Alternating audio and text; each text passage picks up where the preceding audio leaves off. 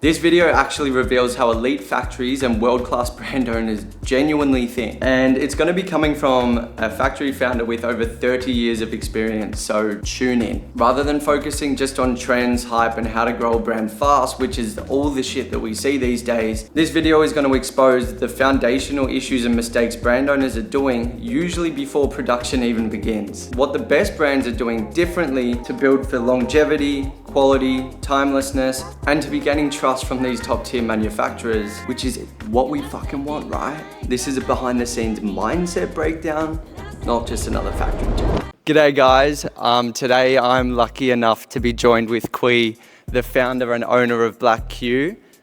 We've been here for the last 3 days with Miles, with his team, and it's been an absolute privilege, so it's been lovely getting to know you. Do you want to pretty much just tell me how you started in the fashion industry, how long you've been a part of brand owning and everything like that? Hi Kaspar, very nice to meet you, and thank for have the time come to visit us and discuss about fashion with us. Okay, I'm Quy. I talk a little bit about myself. I'm Chinese, born in Vietnam and growing up in Germany. I'm very lucky to have the chance to stay there and learn there, also study about fashion. Since 95, I I finished my study in 95 and I start to work for different company, different country, different position. Yeah. Until it must be 20. 20, I remember 2015, around like this, and then they sent me to China to develop one company business, and after I finished the project with my boss, then I think this is a big chunk to set up my company after so many years experience and different position. I'm lucky I have a good experience in the past year after study and working different fashion industry, and I really enjoy and love it. So with this kind of confident experience, different area, that's after this I decided to set up my business. Yeah, perfect. So I imagine that would have been a lot of learning in that meantime and everything, and I know you worked originally as a designer, correctly? In terms of, you know, you work with so many different brands now. And Black Q's been a while and is one of the most reputable, you know, factories and businesses, I would say, which is great. What would you say, you know, when working with some of the best brands in the world, what makes a good brand versus, you know, what makes a brand stand out, do you think? Yes, fashion industry is big, it's huge, and I think after 30 years in my experience, every 5 to 10 years, there's some change behind. I cannot say which one is the best one, which one is the special one. Of course, you have more experience, you have more professional, then you are more front, and we're happy to work with some more professional. You can learn more things. And I'm always think what we learned in the past is very happy to continue share with the new generation. I cannot say it's good or not good, but I think everything we share, this is what we learn, we should share. And when you share, and you automatically learn something new behind. Helping others out. Yes. Yeah. And when you see the result, when we work with some client, when they're growing, we also very happy to work with them. Yeah. And I think this is what gives me a lot of energy and motivation. Generally, our company, we not care how big you are, how important you are. For me, have to be fair and happy to work, and fashion is all the time challenge us a lot. Yeah, and every new technique, every new fashion coming is very interesting for me to work. Well, I think that's one of the great things with fashion, as you were saying. It's always evolving and it's always changing. Even when, you know, I've been working in the industry for the last 3 to 4 years now, and even the styles, the people you get to meet, the brands that are popular at the time, it's just going to consistently change. With, you know, some of the best brands you work with, well, not best, but some of the brands you've maybe are the most successful, what do you think they do well? What do they do best? Is it trend forecasting? Is it a larger focus on product development? What do you think, you know, really, if I was wanting to start another brand tomorrow, or if someone was watching this, what should they focus on, maybe that they might overlook? I think for fashion, my experience, of course, there's different direction. Some brand, they have their own character, own style, And I think this one, if they keep doing well, then this is their brand. You know, we talk some brand, then we look at this, even no logo, we can see the style. And this is what I very respect, how they do it. That we look at it, we say, wow, this is the brand. Second, of course, some brand, they follow the fashion, they follow the trend. The reason why I wanted to ask is I work with a bunch of different brands, and a lot of people watching, you know, are inspired to start a brand. And because there's so many brands out there, and maybe they don't have the direction or not know what to focus on, like, for example, do you think maybe the branding isn't strong enough and they kind of rush into production too fast, or do sometimes people chase trends too much before focusing on what they should specialize in as their hero products? Does that make sense? I understand your question, but for me, a little bit difficult to explain, because for me, all the time, if to start a brand successful, first, you need to clear what you want, what you really want your brand, This is one you have to make sure, and then when you start, you have to focus on this. Of course, you need to looking a little bit around different brands as well. Yeah, what's working at that time? Yes. Second, I think the quality is the one you can keep long time building your brand to be successful. I prefer go slowly, but focus on the quality, timing. That's at the end, the final client is happy about this. You go very fast, you just buy cheap price, go fast, going. I think this one at the end is not so hateful for me. And maybe not doesn't do as well because you've rushed that whole process, right? Yes, and I think you need time, because a lot of new brands, they're missing a little bit experience behind how to process. I think this one, is better study clearly before you set up or decide to start your brand. We are successful because I'm lucky, have experience in different process. When we open, of course, we are not perfect at the beginning. Actually, we also made a lot of trouble until today. Always improving. Always moving, but more experience keep you more safe and stable to set up. When you say to focus on quality, and I know you saying like, we've been visiting the factories with you, and it's all about the quality, and you've even been doing some like quality control while we've been there and stuff like this. When you're starting a brand or you get your first few samples, what would you say to look out for? What makes a garment good quality? Because everyone says, hey, that's good quality, but what do you look out for details-wise or materials-wise? What's your analysis when it comes to determining if a product's good quality or not? Understand. For me, it's 2 points. First is the look. You look at the look from outside, it looks good. This is the first step. The second, you need to touch the fabric, and then you go more deeper, more inside, workmanship quality. The main product of the garment for me actually is the fabric. The fabric. The fabric make you rich. The fabric give you the shape. The fabric give you the feeling of the style, and it must be matching. And then you look the garment, when you wear, you feel comfortable, and you see the detail, and this is the second step. And then when it looks for, you've got a lot of factories under Black Q. In terms of when you're visiting the factory, when it comes to, we saw a few big ones, we saw some that were very close to here. How do you determine, what makes a good factory? What is it? The systems? Is it the processes? Is it the team that's involved? With your experience, what do you look out for when you're finding, new factories or ways to improve your current factories that you've already built? I understand. By on the client, by on the quality, by on the price label, by on the product, by on the workmanship, we fix the factory matching the client, or the client matching the factory. Then the result is better and it's matching. To catch the good quality in the factory, I think first is the mindset of the worker or the leader. Okay, the leader must understand what they want, same as the client. If the factory focus on the quality, there must be quality. All the worker have to follow the same step. If the factory very flexible, different product, they must to be also flexible in the mind before. And so everything we need to make clear and prepare and training them before we start. And this, when we start, we get less trouble.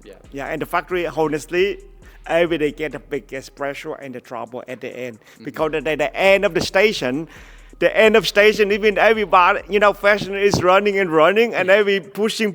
At the end, the last one is the big trouble. Yeah, that's why. Yeah.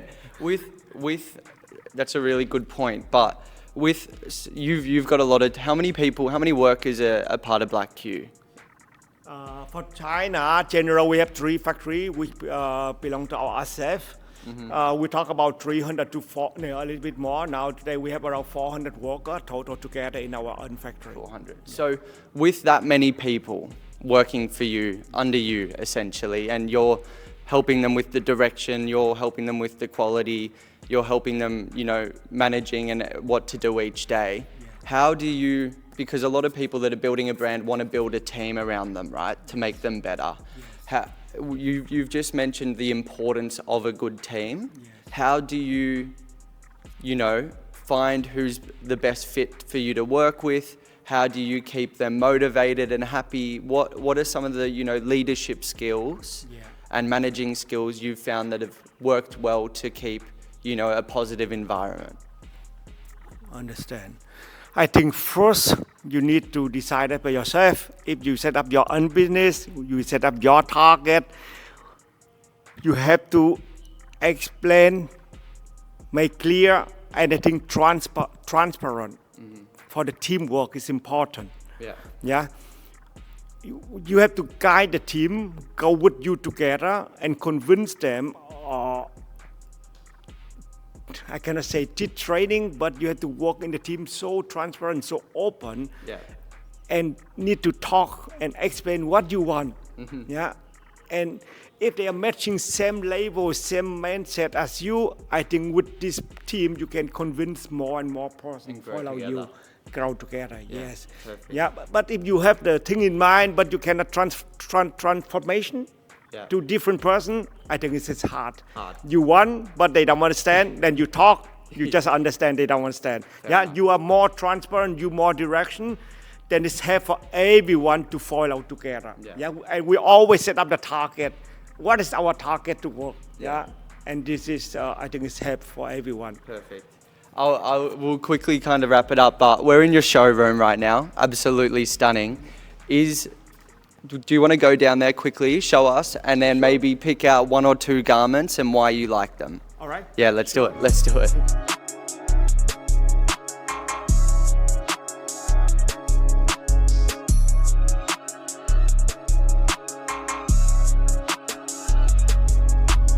Okay, I would like to explain you some process which we learn a lot about this. This is one of the jacket. Actually, it looks very normal, puffer jacket, but when we open inside, we can see the color, degraded digital print on the nylon, and it's not easy to go in so smoothly. This is one trouble we need, and we learn a lot after we start the process. Second challenge we made is, it's look a puffer jacket. Actually, it's very easy. Like this kind of style is very easy. We just fit in. You remember we go to the factory? We just fit in the down in the panel. Then it's done. So this is a lot more difficult because of the amount of patterns. Exactly. This one, because they have the request. Two techniques. One is emboss. Second is down filling. And this emboss. Because why we do emboss? Because we cannot go in they just want 3D. How you do this is we need to thinking. And there's the logo, they don't have the line that we can go in. You remember they use the gun, they push the fader. Push the air in. But here they cannot go in because all block. That's why we cannot go in. That's why we need to think how to solve this problem. So that's why we put some foam inside. We fix the foam. And then we press together. So when you fix the foam and you press, the foam always moving. So a lot of planning for a garment like this. Yes. With a jacket as technical as this. With a jacket as technical as this, what would an MOQ look like for a garment like this? When we did our basically is 300 pieces per style. So 300 pieces to make something like this? General, yes, but some styles when we development, we met trouble, it's difficult. Yeah. Then we also understand that we are flexible as well. Yeah. Yeah. So we cannot fix everything in that, but it depends on style, fabric, technique, and then we decided at the end how we go on with And is the that a price. detachable hood as well? Yes. This one you can remove. This is not a difficult part. Yeah. Yeah. Not difficult for you guys. No, yeah. Yeah. And then this is just your standard puffer jacket.